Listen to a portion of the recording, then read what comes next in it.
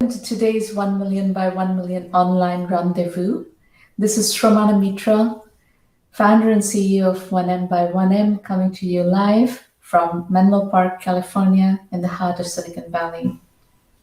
1M by 1M, as you know, is the first and only global virtual accelerator for technology startups.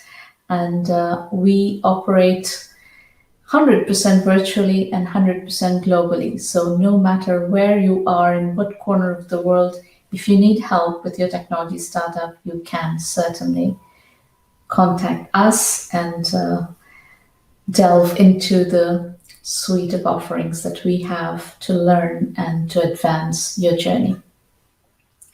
So these sessions that we've been doing actually probably since the fall of last year, when LinkedIn opened this LinkedIn Live capability as a beta, we were invited to participate in it. At that point, things were full of glitches, so we were basically getting on with whatever we could do and how to get around those glitches. Right now, I think things are a bit more stable, and we have been more or less smoothly coming to you live every week. But it's been wonderful to be able to connect with you from yet another touch point, besides all the ones that we already were reaching you through. In terms of the format, today's session is going to be Q&A, as we've been doing in these sessions. So what we've done is we have curated a set of questions that we have received from various different touch points. And those are the ones that we're going to discuss in this session today. And you are most welcome to ask your own questions, and either I will answer them in the public chats, in the comments section after the video part of today's segment is over, or we will pick up those questions and answer them next time if they warrant a longer, more elaborate answer. Now, if you want me to look at your business and strategize and brainstorm with you, that also is something that is available from 1 million by 1 million. Not today. Today's session is not set up format-wise to do that. But we have the free 1 million by 1 million public roundtables. Free public roundtables from 1M by 1M. Those are set up for precisely that reason. So wherever you are, you can bring your projects over to our free public roundtables, and I will work with you and mentor you, coach you, consult with you, whatever you want to call it, but I will be happy to brainstorm with you and give you feedback on your venture and guidance. So with that, let us go to our first question today. The question is, do you mentor promising startups?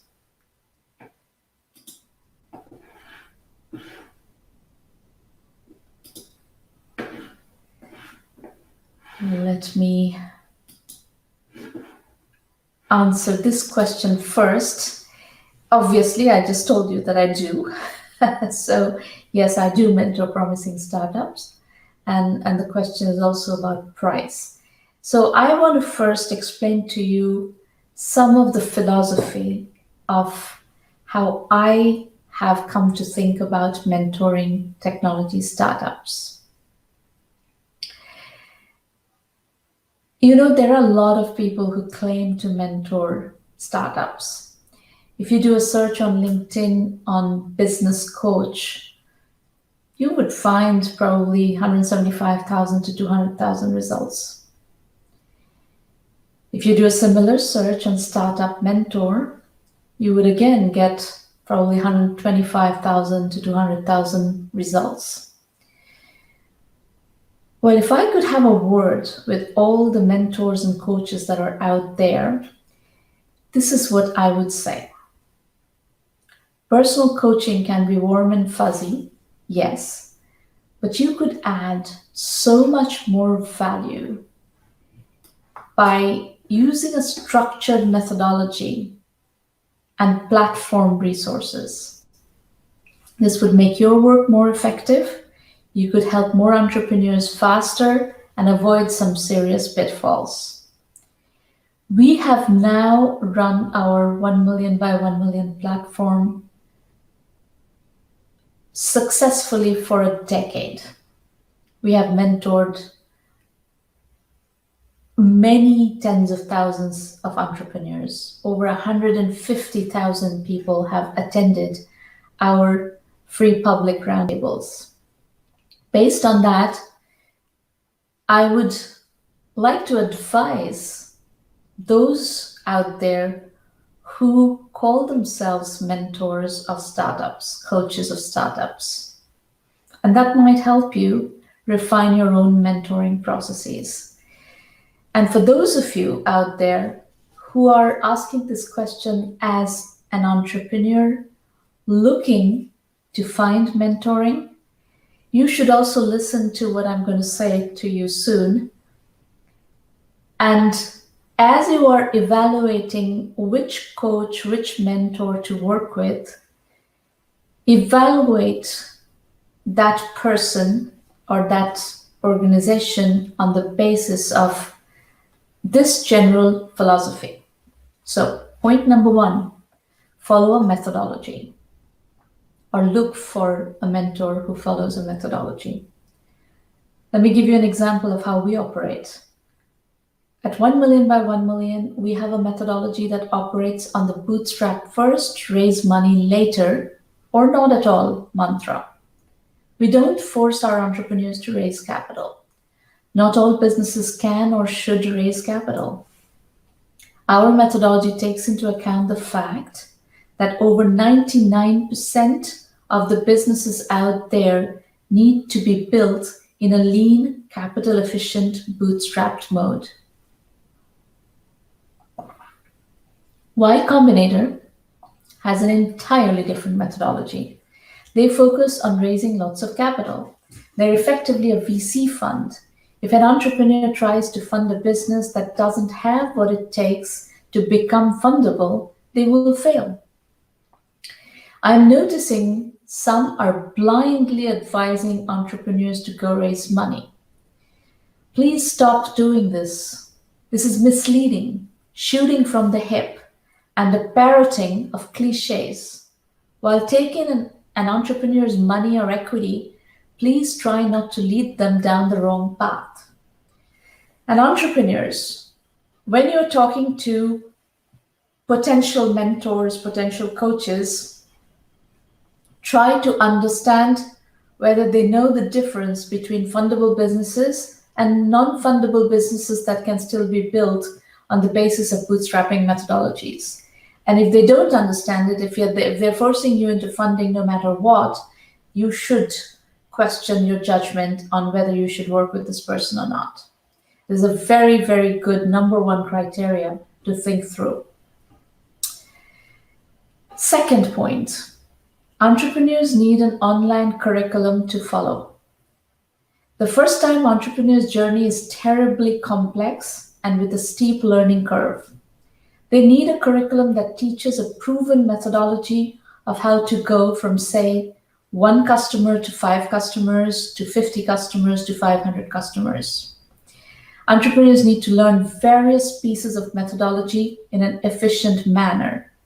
These are the typical strategy questions that investors ask you, and we have summarized those questions in the 1M by 1M self-assessment. You will find that for free on the 1 million by 1 million website. Go to self-assessment. If entrepreneurs get stuck on them, they need to follow a curriculum with which to plug their knowledge gaps. So a curriculum is a must. Those who are coaching entrepreneurs should try to standardize on a proven curriculum that works.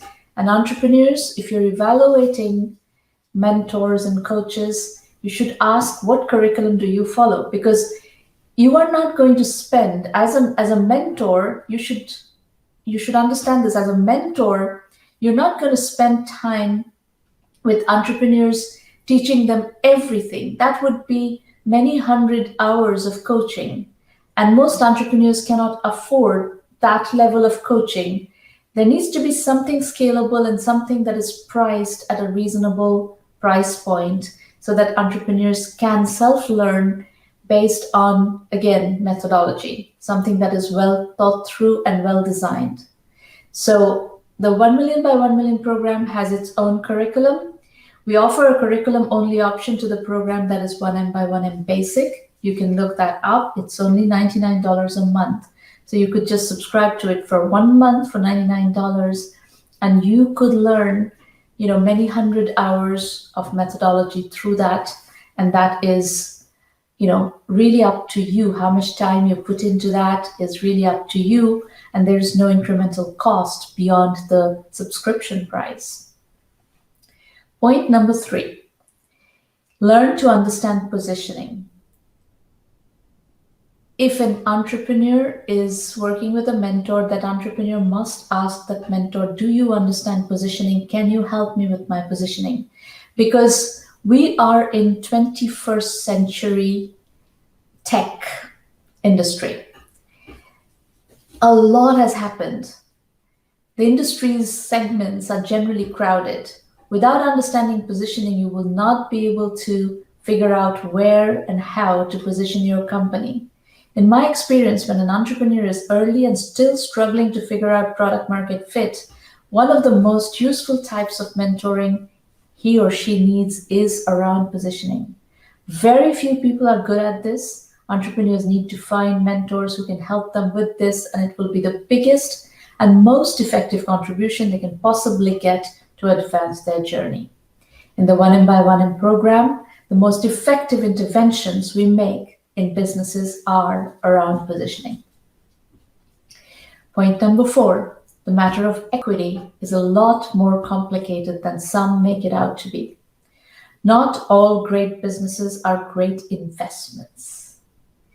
If an advisor takes equity in a company that is better run as a cash business, not a venture-funded business, not an equity model, then equity is not going to result in a large exit. So before deciding on equity as compensation, try to understand whether the business is fundable / saleable. Otherwise, this equity is going to come to nothing, and the mentor who is trying to force a round peg in a square hole is going to make the business fail, make the entrepreneur fail, and that is a crime, in my opinion. And this brings me to my next point. What is fundable? Clearly, over 99% of the ventures are not fundable. Certainly not fundable by VCs. VCs want to go from 0 to 100 million in 5 to 7 years. That's hyper growth. And they want $1 billion plus TAM. Neither parameter comes along that easily. So before advising people on investor pitches, try to learn how to diagnose what is and what isn't fundable. Perhaps spend a few months deeply learning the 1 million by 1 million methodology and curriculum, or some other comparable material that teaches the fundamentals of this super critical topic. Again, good segue into my next point, TAM. I said VCs are looking for $1 billion TAM. Well, TAM analysis is really critical.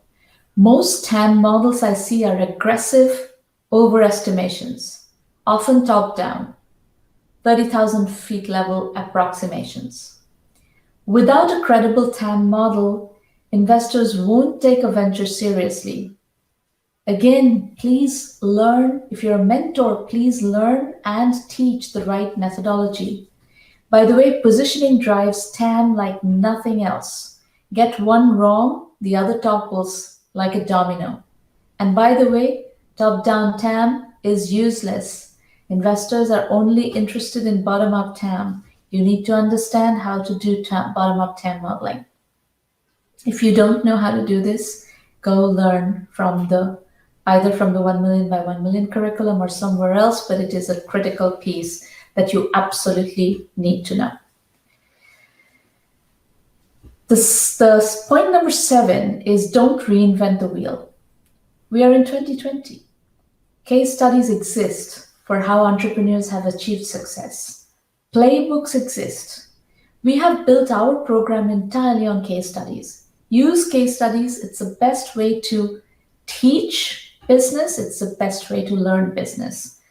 And both from other mentors out there, for other mentors out there, and for other entrepreneurs looking for mentors, I want to give you a little exercise. Open up your Google or Apple Calendar, whatever calendar you use, and find a 1-hour block. Insert in there case study time. And every day, and put this on repeat, by the way, 1 hour a day. Put this on repeat for 30 days. Every day at this time, go to the 1M by 1M website, go to our blog within the website, and go to the Entrepreneur Journeys section. That is where we invite entrepreneurs to come share their case studies, their entrepreneur journeys with us. Every day, go through 5 or 6 case studies in the hour you've allocated for yourself. And this will simulate either having a coffee or a lunch with 5, 6 entrepreneurs per day. You're basically getting the opportunity to get into the heads of a bunch of entrepreneurs who have done it before, done it from scratch, done it before. And this is going to be, 1, it's going to be extremely inspiring. 2, it is going to teach you methodology. So learn from people who have done it before and teach on the basis of people who have done it before for those who are trying to teach and mentor and coach. Point number 8, VCs are not one size fits all.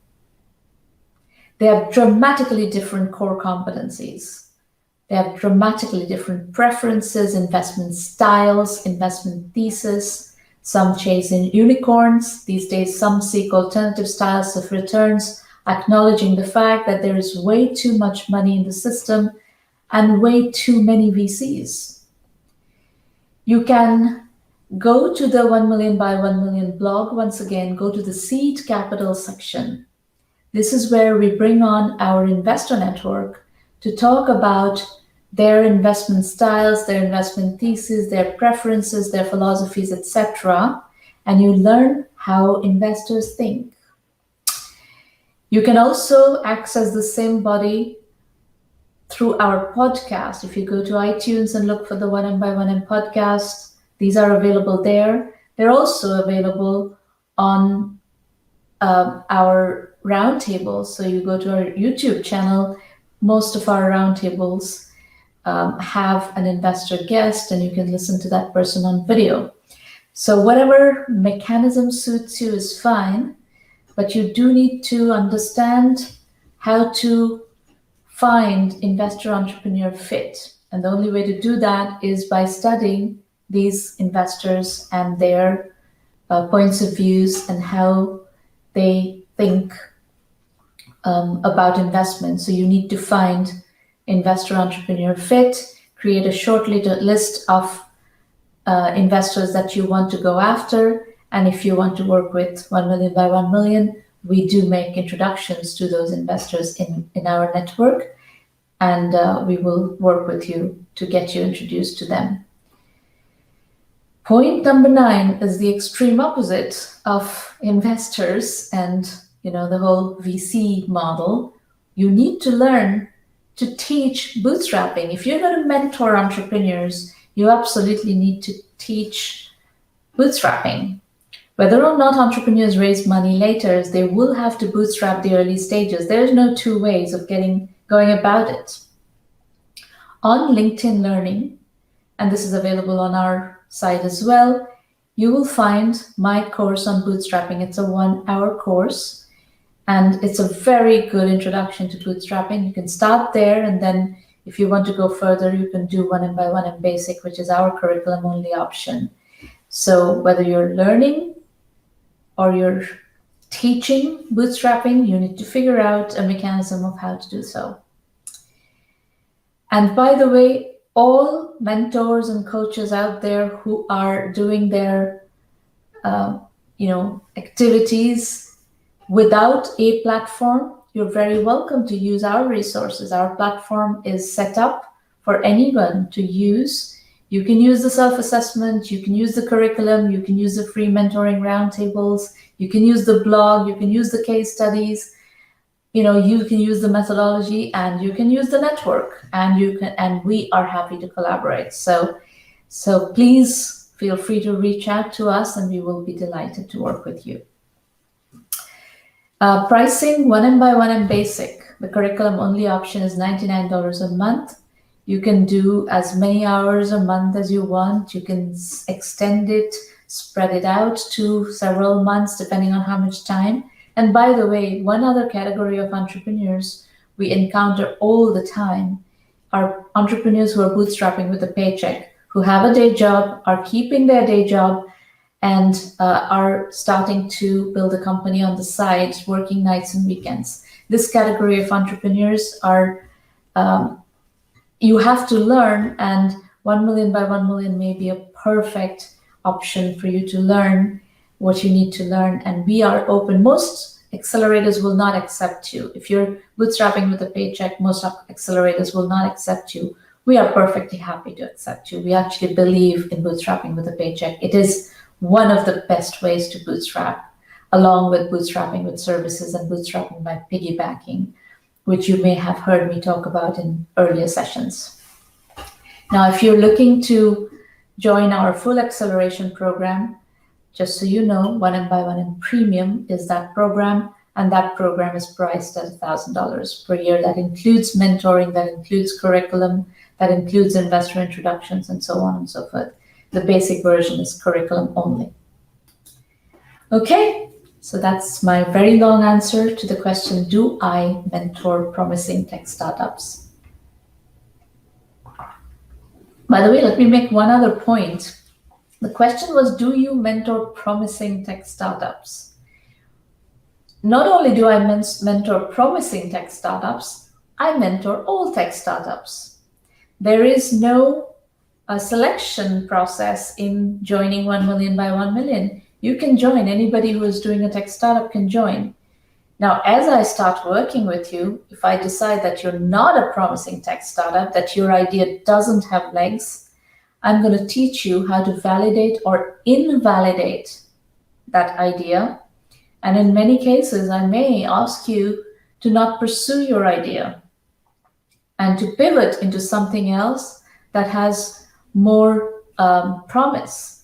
So be prepared to also potentially be told, if you start to work with us, that no, this is not going to work, and you need to abandon this idea and go do something else, because we don't really believe that you should work on something that is going to suck up 2, 3, 5, 7 years of your life working on something that is not going anywhere.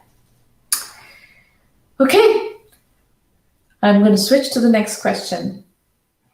What does it take to create a billion-dollar company? This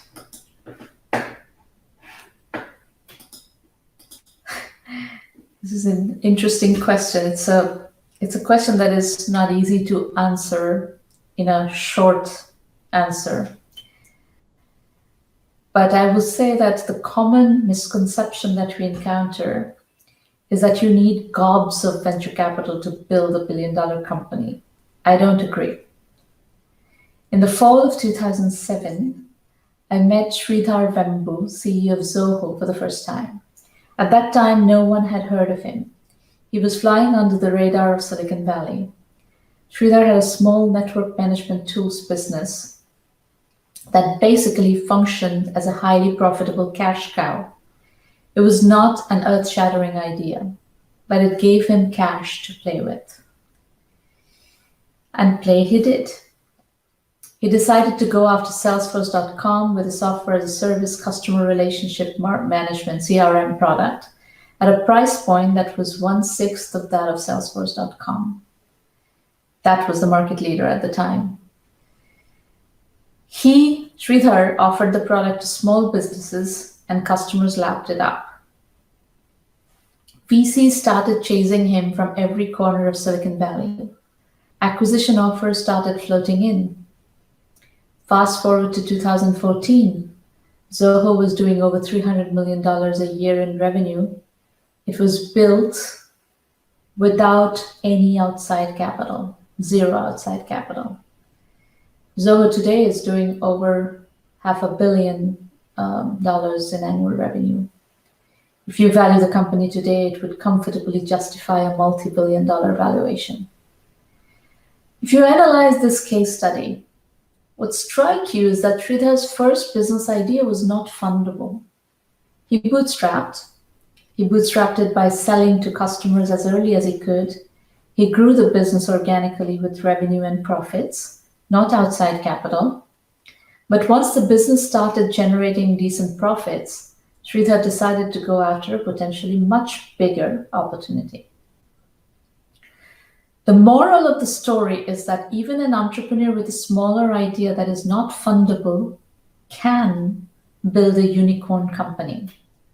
The initial cash needs to come from revenues, not financing. But later, as the business finds its stride, generates profits, it can offer the opportunity and cash for pursuing a bigger idea. Zoho is definitely a bootstrapped unicorn, an even rarer breed of technology companies than the already rare venture-funded unicorns. A similarly rare bootstrapped unicorn company is Eclinicalworks, founded in 1999 by Girish Navani. The company operates in the healthcare IT space, offering practice management and electronic health record systems as software as a service. This company was built in a bootstrapping with a paycheck mode. So these are just some examples of companies that have done very well without venture capital in a bootstrap mode. The reason I used these examples to address the question, what does it take to create a billion-dollar company, is to counter the myth that you need to have hundreds of millions of dollars of venture capital to build a billion-dollar company. What you need really is really strong product market fit and enough TAM so that you can grow a business to scale. You need product market fit, you need TAM, really, really large TAM. If you have those two, then you are actually a venture fundable company. That qualifies you for being a venture fundable company, but that doesn't necessarily mean that you have to have venture capital. You can also do it other ways. But what that gives you is tremendous amount of options. So I think the last word that I will say on this topic is chase customers, not investors. Customers is what will get you to revenue. Customers is what will get you to product market fit. And if you can prove customer validation, if you can prove customer traction, you have a lot of options as long as you have enough time. Okay, we're going to go to another question.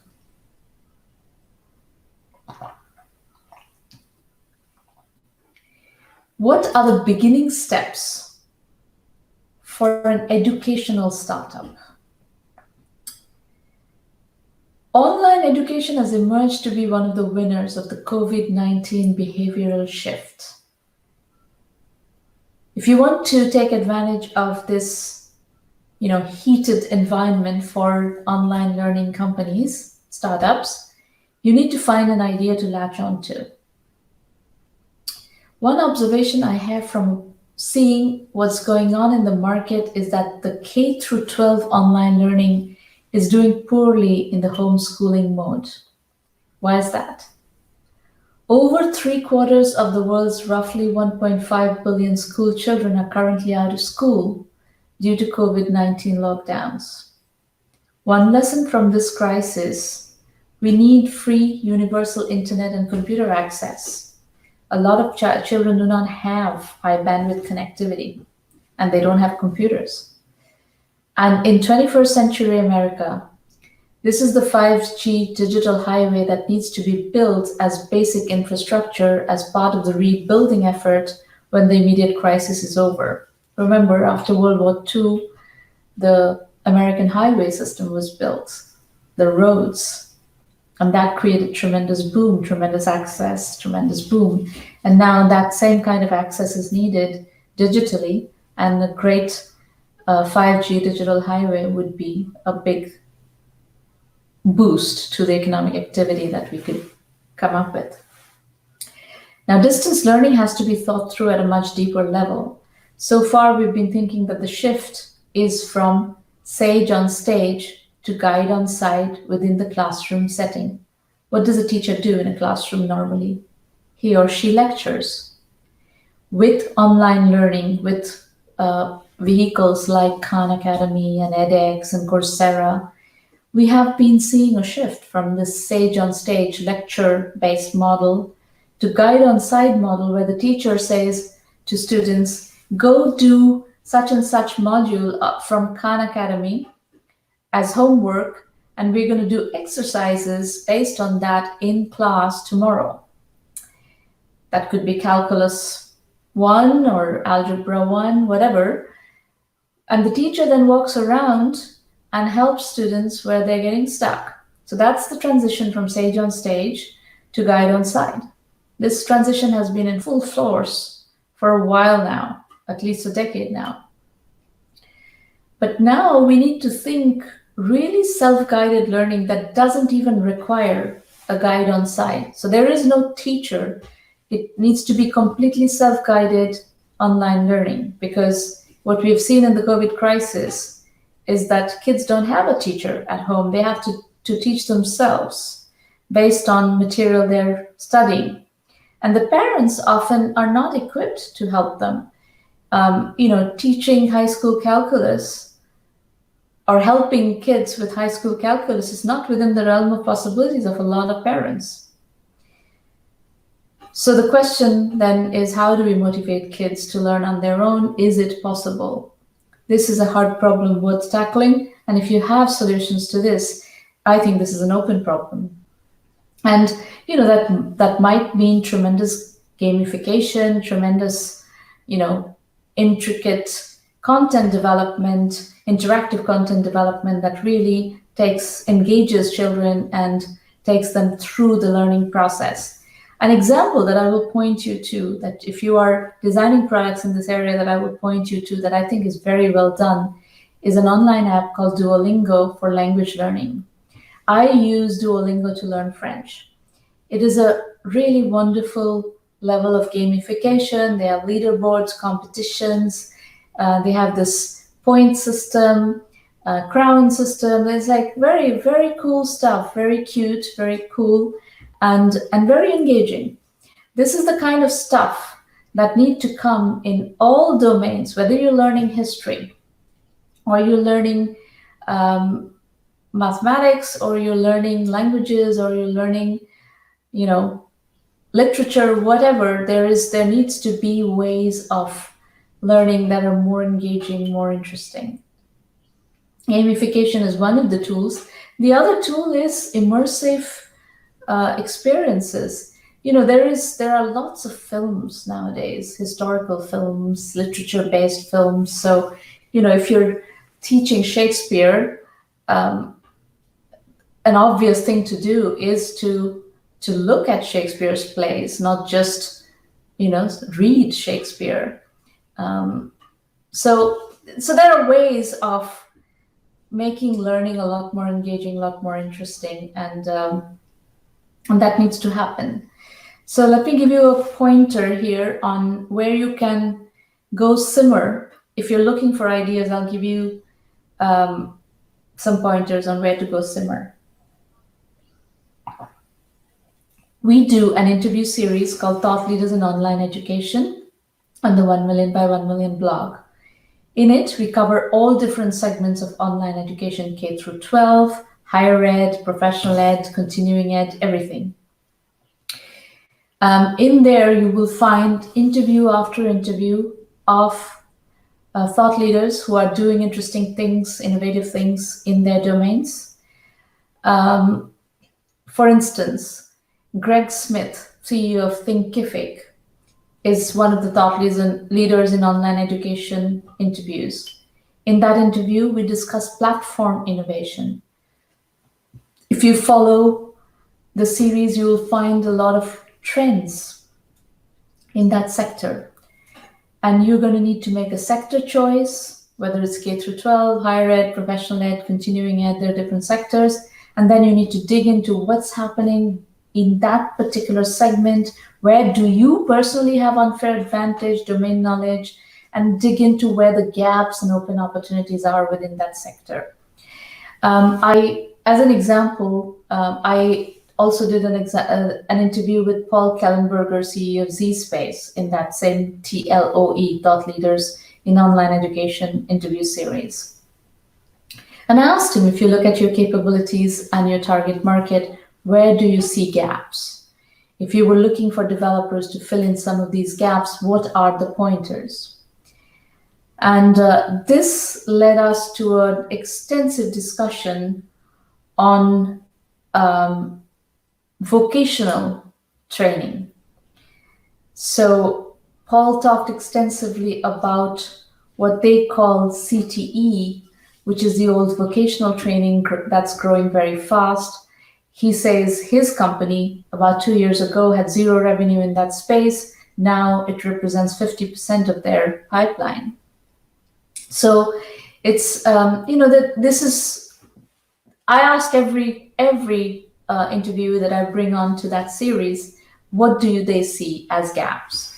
And I think gaps are really interesting to look into. So that's my answer to your question about how to start a company. Of course, to start a company, you need an idea. So this is my extended guidance to you on idea generation. Then there are entrepreneurship case studies. In general, I told you about studying entrepreneurship case studies. You should do that. If you want books to study the case studies, we have 12 books based on the Entrepreneur Journey series. You can also look at those. And then the basic program, the 1 million by 1 million basic program that I talked about extensively, is what you can use to learn methodology through an online curriculum. So those are very good starting points, whether it's for starting a company without an idea or with an idea and figuring out how to put one foot before the other. These are good ways to move forward. Okay, I have other questions, but I'm going to have to push them out to the next discussion. So let's keep working through all this disruption. We have had obviously tremendous disruption in the world today. There are a lot of people who are suffering tremendously. Our world, the digital world, we are very fortunate to actually experience minimum disruption. We have been able to continue working, kind of unfazed from homes, from our desktops and phones, and we have been able to be very productive. And by we, I mean the digital workers of the world. But so many people out there have been so disrupted and are suffering such threats to their livelihoods. In America, more than 30 million people have lost their jobs. And around the world, we're probably talking about hundreds of millions of people who are without their livelihoods.